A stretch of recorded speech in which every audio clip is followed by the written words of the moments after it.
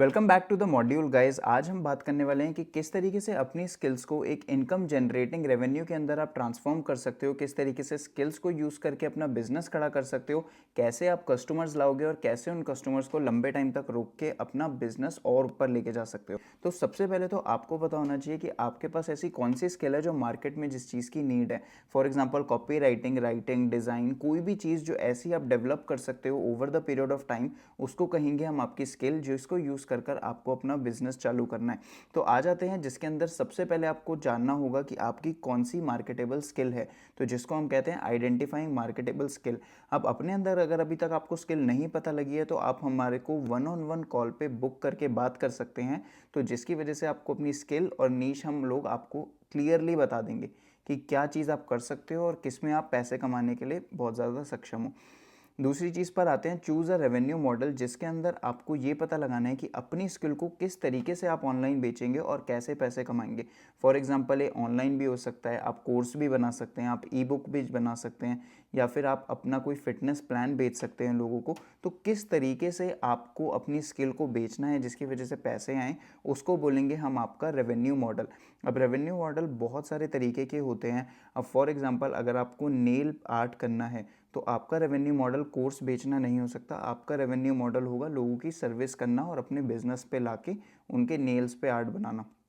तो ऐसे ही जो फिटनेस प्लान वाले लोग हैं उन लोगों का रेवेन्यू मॉडल होगा कि अपने आप को बेहतर करना, ताकि आने वाले टाइम में वो अपना फिटनेस प्लान और अच्छे तरीके से सोशल मीडिया पे बेच सके या फिर किसी और वेबसाइट पे। तो आपको अपना रेवेन्यू मॉडल चुनना है जिसके थ्रू आप कनाडा के अंदर अपनी स्किल को बेच के पैसे कमा पाएंगे। तो रेवेन्यू मॉडल बहुत तरीके के होते हैं, इसके अंदर आपको अपने लिए जो बेस्ट वाला है वो चूज़ करना है कि कोर्स हो सकता है या ई बुक हो सकती है, या फिर आपको फिज़िकली कोई आके सर्विस देनी है तो वो चीज़ हो सकती है। तो उसके बाद हम आ जाते हैं कि आपको स्टार्ट स्मॉल करना है और थिंक बिग करना है। तो स्टार्ट स्मॉल थिंक बिग का मतलब ये हो गया कि आपको रोज़ छोटे छोटे एक्शंस लेने हैं, लेकिन बड़ा सोच के वो एक्शंस लेने हैं। अब फॉर एग्जांपल अगर आप कोई छोटी सी सर्विस शुरू कर रहे हैं, फॉर एग्जांपल आपको हो गई लोगों को हेल्थ में आपको मदद करनी है, जैसे आप फिटनेस प्रोग्राम दे रहे हैं या फिर आप एक्सरसाइज कर रहे हैं हर दिन, तो उसको आपको डेली स्टेप्स में, स्मॉल स्टेप्स में तोड़ देना है और उसके बाद उनको एक बड़ा सा गोल दिखाना है जिसकी वजह से आपका जो प्रोडक्ट होगा वो बहुत ज़्यादा बिक सकता है। तो मेक श्योर करना है कि आपको जो फीडबैक है, test and refine based on feedback. अब जो फीडबैक आपको अपनी ऑडियंस से मिलेगा कि ये प्रोडक्ट अच्छा है या गंदा है, उसके हिसाब से आपको अपना प्रोडक्ट टेस्ट करना होगा और बार बार अच्छा करते जाना होगा। Over the period of time आपका प्रोडक्ट बहुत बढ़िया हो जाएगा जिसको मार्केट बहुत ज़्यादा प्राइस पे भी खरीद सकती है। लेकिन शुरुआती फेज़ में स्टार्ट स्मॉल इसीलिए क्योंकि शुरुआती फेज़ में अगर आप बहुत महंगे प्रोडक्ट से बेचने लगेंगे, क्योंकि आपके प्रोडक्ट्स में शुरुआत में खामियां होती हैं, गलतियां होती हैं, तो वो महंगे दाम पे बिकना मुश्किल है। तो उसको आपको स्टार्ट स्मॉल करना है, सस्ते में बेचना है, और जैसे जैसे आपको फीडबैक मिले अच्छा या बुरा, उसको आपको ट्वीक करते करते एक अच्छे लेवल पे लेके जाना है। तो पहली स्लाइड के अंदर हमारा आ गया turning your skills into income streams, जिसके अंदर आपको अपनी स्किल पता लगानी है कि कौन सी स्किल आपको है आपके अंदर और किससे आपको पैसे कमाने हैं। दूसरी चीज़ है कि उस स्किल के थ्रू आप कैसे पैसे कमा सकते हो, book, course, fitness plan, physical service, कुछ भी हो सकती है वो, तो आपको वो पता लगाना है। तीसरी चीज़ हो गई कि starting small and thinking big. शुरुआती फेज़ में आपको कम पैसे, कम चार्ज रखना है लोगों के लिए, क्योंकि आपका जो प्रोडक्ट है वो इतना ज़्यादा परफेक्ट नहीं है। तो शुरुआत में स्टार्ट स्मॉल और थिंक बिग करते करते हमेशा उसको रिफाइन करते रहिए। अब अगर आप ये लोग डायग्राम देख सकते हैं तो यहाँ पे लिखा हुआ है कंपनी ऑफर करती है कस्टमर को और कस्टमर प्राइस देता है कंपनी को। तो अब कंपनी की तरफ आप देख लीजिए कि आपके पास एक स्किल है जो आप कस्टमर को ऑफ़र कर रहे हैं। आपकी स्किल आप ऑफ़र करते हैं कस्टमर को, जिससे कस्टमर का फ़ायदा होता है और फिर कस्टमर उसके बदले में आपको प्राइस देता है। अगर आपको लोगों से पैसे लेने हैं, अगर आपको अपना बिजनेस चालू करना है, लोगों की मदद करनी है, तो सबसे पहले आपको ये चीज़ सीखनी पड़ेगी कि किस तरीके से आपकी स्किल उनको मदद कर रही है, किस तरीके से आपकी स्किल उनको वैल्यू प्रोवाइड कर रही है। उसी के बाद वो दूसरा स्टेप आपको मिलेगा जिसको कहते हैं प्राइस, और आपके बिजनेस में आपको प्रॉफिट मिलेगा। तो मेक श्योर करना है कि सबसे पहले आपको पता है आपकी स्किल किस तरीके से उनकी लाइफ में वैल्यू प्रोवाइड कर रही है, वरना आपका सेकंड स्टेप नहीं होगा जिसको कहते हैं कि आपके पास प्रॉफिट आना, पैसे आना। ठीक है, अगली स्लाइड पर हम जाते हैं कि how to attract and retain customers और क्लाइंट्स। तो इसका मतलब ये हो गया कि किस तरीके से, आज मेरे को फ़ोन भी आया है एक बंदे का जिनका नाम है मनजिंदर। उन्होंने पूछा कि उनका ड्रॉप शिपिंग का बिजनेस है लेकिन क्लाइंट किस तरीके से लाए जाए उनके प्रोडक्ट के पास। अब फॉर एग्जांपल आपको कुकिंग करनी आती है, आप कुकिंग का कोई प्रोडक्ट बेच रहे हैं, तो किस तरीके से आप ऑडियंस को लाएं। क्योंकि अगर आपकी कुकिंग बड़ी अच्छी है, आपका प्रोडक्ट बड़ा अच्छा है, लेकिन आपके पास ऑडियंस नहीं है, तो उस प्रोडक्ट का कोई भी फ़ायदा नहीं है। आपको मार्केटिंग तो करनी ही पड़ेगी ताकि ऑडियंस आए और आपका प्रोडक्ट खरीदे, उसी को बिजनेस कहते हैं। तो किस तरीके से आप क्लाइंट्स को अट्रैक्ट कर सकते हैं और रिटेन कर सकते हैं। रिटेन का मतलब कि एक बार जो कस्टमर आ गया उसको लंबे टाइम तक अपने साथ जोड़ के रखना, क्योंकि आप बड़ी अच्छी वैल्यू प्रोवाइड कर रहे हैं और वो आपको छोड़ के ना जाए। तो ये दोनों चीज़ें आप किस तरीके से कर सकते हैं, ये बहुत अच्छा एक स्लाइड होने वाली है, बहुत इंपॉर्टेंट स्लाइड होने वाली है।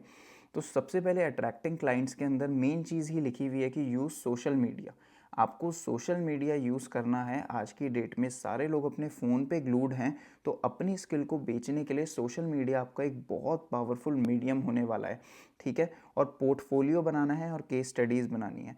अब अगर आप किसी के पास जाते हैं कि आपको वॉल आर्ट करना आता है, तो जब तक आप उसको अपना पास्ट का एक्सपीरियंस नहीं दिखाएंगे कि आपने पास्ट में वॉल आर्ट कर रखा है, ये आपके सारे क्वालिफिकेशंस हैं, उसके हिसाब से वो आपको काम देंगे या काम देने के लिए मना कर देंगे। तो आपके पास एक पोर्टफोलियो होना चाहिए आपका पास्ट एक्सपीरियंसेस का, जिसकी वजह से आपको क्लाइंट मिलने के बहुत ज़्यादा चांसेस हैं। तीसरी चीज़ इसमें ये है कि शुरुआती दौर में आपको अपनी वैल्यू फ्री में देनी होगी। जब भी आप कोई स्किल बेच रहे हैं तो शुरुआती में जाके आप एकदम से किसी से पैसे मांगे तो वो ना करेंगे आपको। तो इसीलिए आपको शुरुआत में उनको एक फ्री वैल्यू देनी है। फॉर एग्जांपल आपका प्रोडक्ट का ट्रायल देना है, फ्री में उनको वॉल आर्ट बना के देनी है, फ्री में कोई वीडियो बनानी है, जिसकी वजह से एक बार उनको टेस्ट लग गया तो वो आपके कस्टमर हमेशा के लिए बन जाएंगे। और आपको मेक श्योर करना है कि जो आप हमेशा किसी को फ्री वैल्यू दे रहे हो, वो फ्री वैल्यू आपको ऐसे देनी है जैसे उस कस्टमर ने आपको पैसे दिए हुए हो। फ्री है तो इसका मतलब ये नहीं कि आप उनको गंदी वैल्यू दो, गंदा प्रोडक्ट दो। फ्री कस्टमर को भी आपको पेड कस्टमर की तरह ही देखना है, क्योंकि जब ही वो कस्टमर फ्री वैल्यू लेकर उसे अच्छा लगेगा और वो आगे जाके पेड कस्टमर बन जाएगा। अगर आप फ्री सोच के गंदी वैल्यू दोगे तो वो आगे कभी भी आके आपके पास पेड नहीं बनेगा। तो मेक श्योर करना है कि क्लाइंट्स को अट्रैक्ट करने के लिए सोशल मीडिया यूज़ करना है, अपना पोर्टफोलियो बनाना है जिसकी वजह से आप ट्रस्टेबल लगेंगे। और तीसरी चीज़, शुरुआत में फ्री वैल्यू देनी है ताकि आने वाले टाइम में वो आप पे ट्रस्ट करके आपको पैसे भी देने लग जाएँ। दूसरी चीज़ पर आते हैं, तो रिटेनिंग क्लाइंट्स को कैसे रिटेन करें और कैसे अपने बिजनेस के अंदर लंबे टाइम तक रख सकते हैं। तो आपको मेन चीज़ ये है कि रिजल्ट देना पड़ेगा। अब आप लोगों को अगर प्रॉमिस करें कि आप उनका बिज़नेस चालू कराएंगे, बिज़नेस सेटअप कराएंगे, और 2 से 3 महीने हो गए हैं और उनका कोई बिज़नेस सेटअप नहीं हुआ है, तो इसका मतलब आप उन्हें रिजल्ट्स नहीं दे पाए हैं। वो लोग आपसे नाराज़ होंगे और आपका कोर्स, कम्युनिटी सब कुछ छोड़ के चले जाएंगे। अगर आपने प्रॉमिस किया कि आप लोगों को कुकिंग सिखाएंगे, उन्हें फ़िट करेंगे, लेकिन आने वाले 3 से 4 महीने में ना उन्हें कुकिंग आई और ना वो फ़िट हुए, तो वो आप पे फिर नाराज़ होकर चले जाएंगे, तो आप कस्टमर्स को रिटेन नहीं कर पाओगे। तो आपका मेन फोकस होना चाहिए कि आपको अपने कस्टमर्स को, क्लाइंट्स को रिजल्ट लाने हैं, जिसकी वजह से वो आपको वर्ड ऑफ माउथ भी करें, लोगों को भी बताएं और आपके पास भी लंबे टाइम तक बचे रहें। कम्युनिकेट रेगुलरली एंड रिस्पॉन्सिवली, इसका मतलब कि आपको हर दिन अपने क्लाइंट्स, कस्टमर्स के साथ कम्युनिकेशन बनाए रखना है। अगर वो आपसे बात नहीं कर रहे हैं, it doesn't matter, you have to talk to them, because वो आपको पे कर रहे हैं आपकी सर्विसेज के लिए। तो आपकी सर्विस क्या है?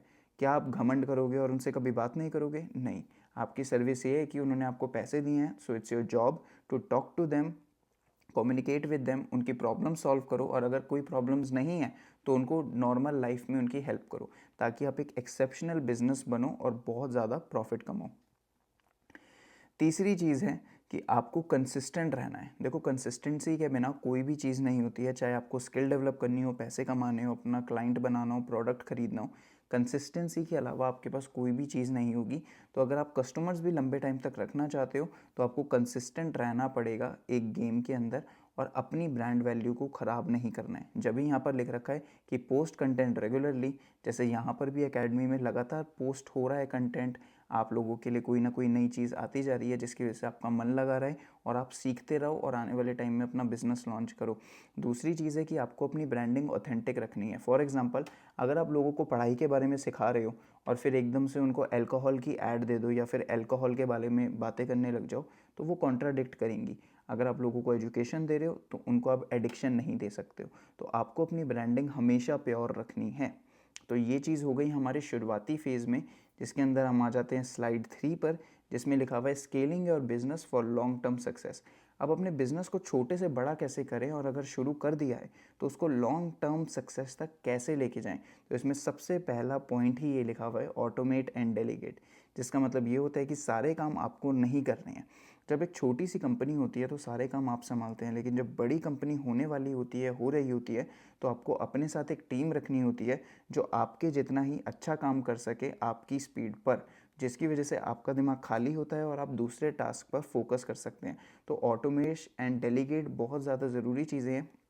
फॉर एग्ज़ाम्पल, अगर आज के डेट में आपको कोई अपने अंदर वो नहीं रखना, आदमी नहीं रखना काम करने वाला, तो आप एक रोबोट हायर कर सकते हैं।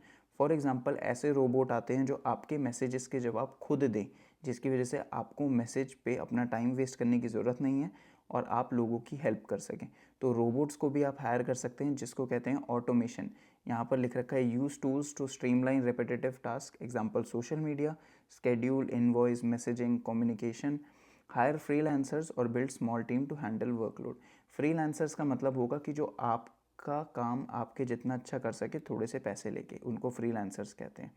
Expand your offering, add new service, bundle offering to provide more value.